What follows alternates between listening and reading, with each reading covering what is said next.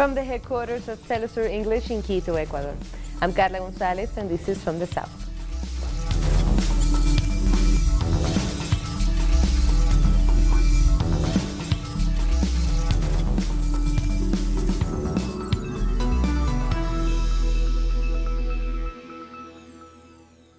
More than 1 million people in Iraq rallied in Baghdad on Friday to demand an end of the U.S. occupation of their lands. People marched waving their nation's flag and chanting slogans against the United States and their presence in the Middle East. On January 5th, the Iraqi parliament voted for all foreign troops, in particular over 5,000 U.S. forces, to leave the country after nearly 17 years of military occupation. The decision came after a U.S. drone attack killed Iranian General Qasem Soleimani on January 3rd. But the United States dismissed this vote, calling it non-binding. Iraqis are rallying in a million-strong march for sovereignty, which has been violated for the past 16 years by U.S. forces and other foreigners.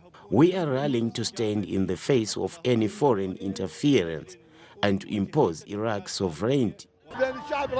The people want the occupation to be over. The people don't want the occupation. It is a million-strong march for the sovereignty of Iran and to be united. On the second day of the First World Forum Against Imperialism, thousands marched in Caracas, Venezuela, in support of the Bolivarian Revolution and to send a global message for peace.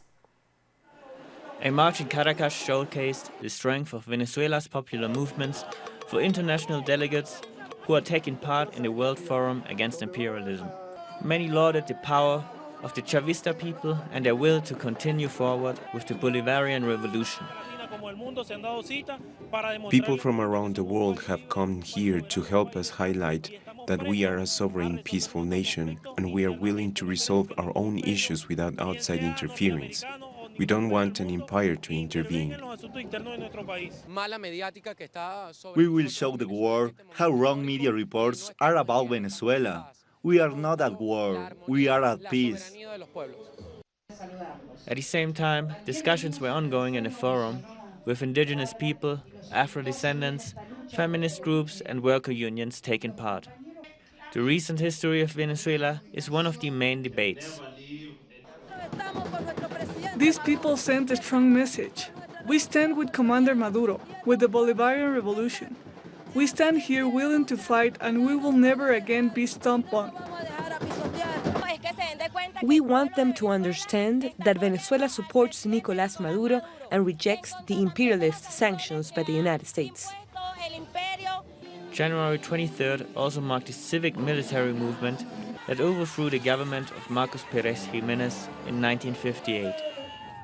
We are a nation of peace. That's why on January 23rd we say to the people, you cannot give up. We are sovereign.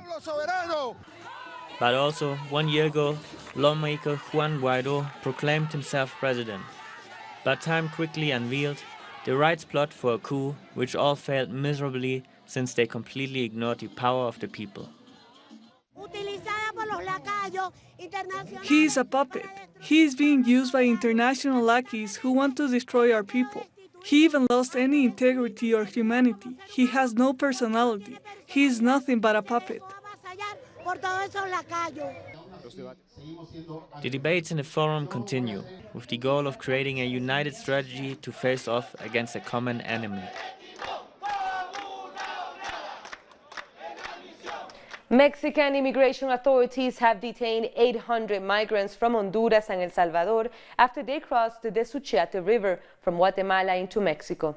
This is the second group of migrants to cross the river this week after Mexican authorities denied them safe passage through their territory.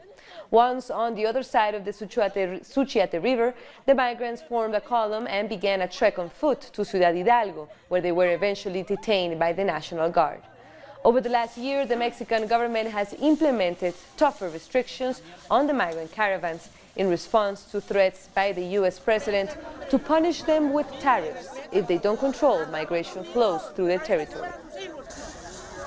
In Bolivia, social movements and the MAS party have formally accepted the candidacies of former Minister of Economy Luis Arce and former Foreign Minister David Choquehuanca as candidates for president and vice president. A National Assembly of Leaders of the Movement Towards Socialism party and Bolivia's main social organizations resolved to accept the candidates to represent them in May's national elections, while also validating their trust in David Choquehuanca as candidate for vice president. The people will unite with the candidacy of our brother David Choquehuanca as vice president of the plurinational state of Bolivia. Brother David, congratulations.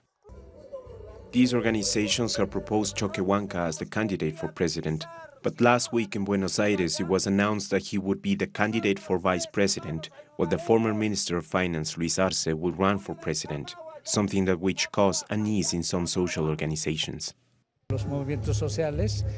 Social movements took care of unity, took care of our political instrument. They decided to offer a true alternative in these elections, so that our process of change continues. As such, they have decided to accept David Choquehuanca as vice president for the unity and the interests of the country. It was Choquehuanca himself who convinced the social movements to accept the candidacies as they were announced, and called on them to maintain unity and to work to win the elections on May the 3rd.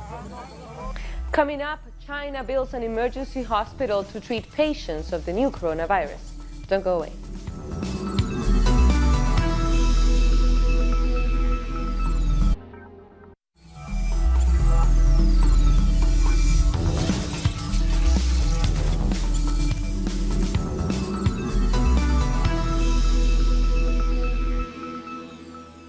Welcome back. The World Health Organization is warning that China's coronavirus outbreak will likely increase. WHO spokesperson Tariq Jasarevich said there might be undetected cases that can rise due to the number of people already infected. So far, at least 26 people have died, with 830 confirmed cases of the virus. The illness originated in the city of Wuhan, but has since spread to at least 13 other districts, forcing the government to lock down those areas. Masks are now mandatory in public spaces, and people are stocking up on food to prepare for extended isolation. Meanwhile, the government has cancelled all major events for the Lunar New Year this Saturday. It's still too early to draw the conclusions on how severe the virus is, because at the beginning of any outbreak you would focus more on the severe cases, and you will have more of those, and then maybe we are missing some mild cases because people will just be a little bit sick and will not be ever tested, and they will recover. So you know, we may see more mild cases as surveillance intensifies. So the issue is not so much really on numbers that we know that will go up. The pneumonia caused by the novel coronavirus, according to our estimates, has gone through 3 stages: transmission from animals to humans, limited transmission from humans to human, and transmission among people. I believe the key point is nationwide prevention. If people in other parts of the country can realize that it's better not to get together to celebrate the Spring Festival, but to stay at home for rest, it will be an effective protection measure. Meanwhile, China has started constructing a special emergency hospital to treat the coronavirus. The new hospital is being built in the Kaidian district in western Wuhan and is expected to be completed in 6 days. It is designed to have an area of 25,000 square meters with 1,000 beds and will be put into use by February 3rd. And a few countries have confirmed cases of the virus, including Thailand with 4, South Korea with 3, Vietnam with 2, and Singapore and the United States with 1 each. On January 25th, most of Asia begins celebrating the Lunar New Year, also known as the Spring Festival. The event is marked by family gatherings and historical traditions, but this year's festivities are being affected by the spread of pneumonia cases. This Saturday, China welcomes the most important celebration of its millenary culture. Festivities last around 15 days, and nationals spend time with their family and friends. For the Chinese New Year, we buy special ornaments and pictures for good luck. We gather as a family, we eat together, we talk. The Chinese zodiac is divided into 12 blocks, each represented by an animal, and every lunar year is characterized by one of them. According to legend, the animals participated in a race to attend a banquet organized by the Jade Emperor. This year's animal is the metal rat, believed to signal good fortune. This is the year of the rat. The rat is the first of the 12 signs of the Chinese zodiac, so it begins a new cycle and will bring wealth and prosperity. During these festivities, the streets and people's homes are decorated with red lanterns and murals with messages wishing good luck. Traditional styled parades are common. It is very important to us. We decorate using red lanterns, flags, and typical Chinese nuts to attract good fortune. This time around, these popular traditions and trips to visit family to mark the Lunar New Year have been tainted. This, as many are concerned about the spread of the coronavirus that has caused the death of at least 26 people and infected more than 800 across the country. Uruguay's president-elect Luis Lacalle Pou met with members of his conservative coalition this week to discuss an emergency law that will allow him to start his administration before being officially sworn in. Saving time and solving issues quicker. That's the incoming government's motto, led by President-elect Luis Lacalle Pou. This week, the President-elect submitted a bill to his conservative coalition with more than 450 articles in it, presenting the policies that will be applied by his government over the next 5 years. This emergency law is valuable procedure. I think it's very important because it allows us to move forward in many aspects. I believe that it also has the advantage of speeding up the legislative process. The bill includes measures in matters of economy, security, labor, and education. For example, a fiscal rule that will adjust public expenses by more than $1 billion per year. There is also the abolition of financial inclusion, a law of legitimate defense by the military and police, a law that allows armed forces to down suspicious aircrafts, the demonopolization of fuel and fuel byproducts imports, a reform of public companies and of the education system, cuts in social and public spending, and the non-renewal of thousands of public officials' contracts. In general, I would say there's a huge correlation between the subjects that are being proposed. Many of them are of common sense. Many of them were proposed by several political parties that now build up the ruling coalition up. And I would say that these laws show our commitment to the people. But workers beg to differ. For the president of Uruguay's Workers' Union, Fernando Pereira, if the government fulfills its campaign promises by adjusting public spending and modifying several social programs, then a response will come in the form of social upheaval.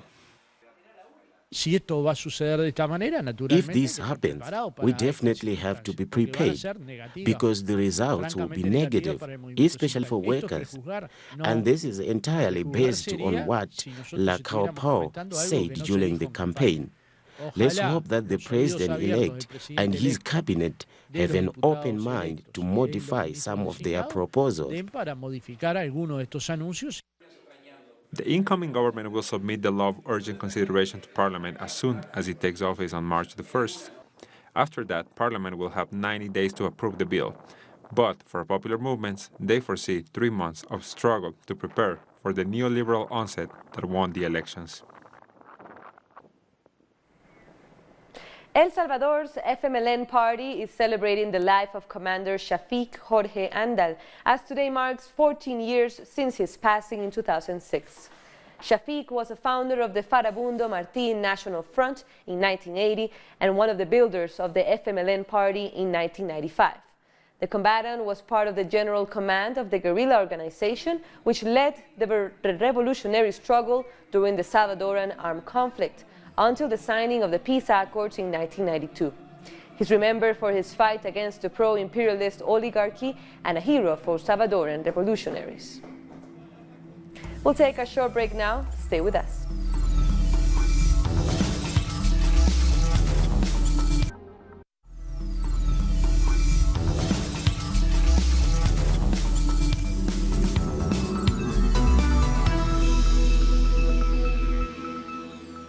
Thank you for joining us again. The Nicaraguan government has for years promoted initiatives for the creation of small businesses, which in turn have led to the creation of thousands of jobs. We have more in this report. 11 months ago, Ania Peralta, a student and entrepreneur who works with recycled metal, along with 3 of her family members, decided to create a miniature replica of a Jeep as a family project. From this, the idea for their business venture was born. This has been a highly successful enterprise, and in the short term, I see myself exporting my products so that people know us internationally and that they can see that in Nicaragua we can do amazing things.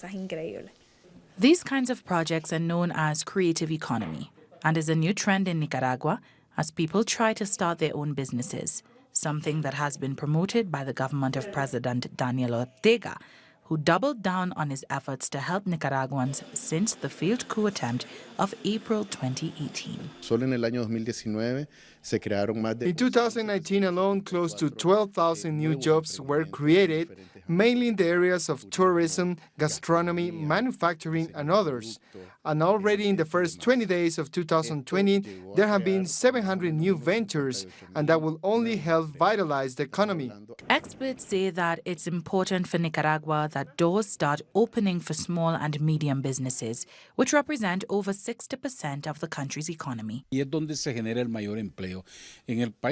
businesses generate the most employment, as large companies are relatively sparse in Nicaragua. So it's the smaller enterprises that are helping the economy. They are creating, producing, planting, harvesting. This year, we'll see the growth of dairy production, of small cattle ranchers. And this matters because it guarantees that products will be readily available. Authorities have set goals for 2020, which include helping cultural and creative industries, which are broadening the nation's identity. In Mexico, insecurity continues to be one of the main challenges for President Andrés Manuel López Obrador. At the same time, some communities have decided to reinforce their own security forces to face off against organized crime. Each time, more young people join the community police of Chilapa, a town in the southern state of Guerrero, where insecurity is permanent. Some of them are under 18, and their only option is to join these groups built by residents of Guerrero, as most suffer gang violence by groups that focus on growing poppy crops and drug production. People don't have an alternative other than to arm themselves. Women, young people, and even children. This puts us in a very delicate position. So we have to support each other in order to re-establish peace. A peace that was recently disrupted by the killing of 10 indigenous musicians. The Ardillos cartel was blamed for this act. An armed group of 6 people driving 2 pickup trucks at around 11 a.m. intercepted the victim's vehicle. They stopped them by firing into the air, and afterwards they killed and stabbed the victims. President Andrés Manuel López Obrador mourned the tragedy and reaffirmed that his administration will maintain all efforts to confront criminal violence. Social programs are giving options to many young people, and this upsets the gangs because they want to fill their ranks with children. This is not going to be easy for them because we won't stop helping the youth, and that's the issue behind it, that we are taking young people away. Young people who are benefiting from educational programs such as the Benito Juárez Scholarship and Young People Building the Future program, through which they are being prepared to enter the job market. The South African State Capture Commission inquiry into former President Jacob Zuma has applied to extend hearings up to December. Chairperson Justice Raymond Sondo said the extension was meant to allow more time to conclude the hearings on the corruption case against Zuma and the co-accused Indian business family, the Guptas.